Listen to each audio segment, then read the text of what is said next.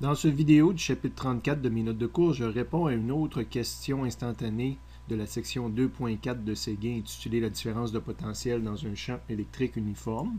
Il s'agit de la question instantanée 2 que j'ai moi-même intitulée Un électron lancé vers un proton et dont on peut prendre connaissance à la page 170 de Séguin.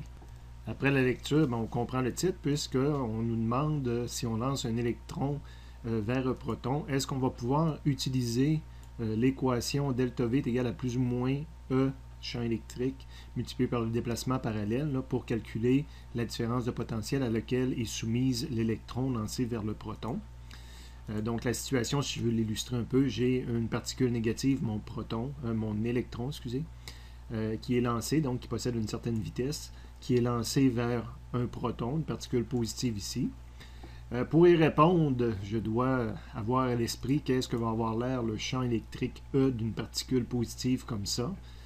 C'est un champ sphérique qui existe partout alentour en 3 dimensions de la particule et qui a cette allure-là. Ce n'est pas un champ électrique uniforme. La valeur de E varie dans l'espace, plus intense, donc plus les lignes plus rapprochées, proches de la particule, puis moins intense. Alors que la formule qui est ici, qu'on peut retrouver le titre dans mon résumé, puis le titre aussi dans le livre de Séguin, c'est la variation de potentiel dans un champ électrique uniforme. Donc, ce n'est pas un champ électrique uniforme, ce n'est pas une formule, ce n'est pas une situation pour laquelle je peux utiliser l'équation qui est au-dessus ici. Donc, ma réponse, on ne peut pas utiliser cette équation car le champ électrique créé par un proton n'est pas uniforme. Le module varie comme l'électron se rapproche du proton.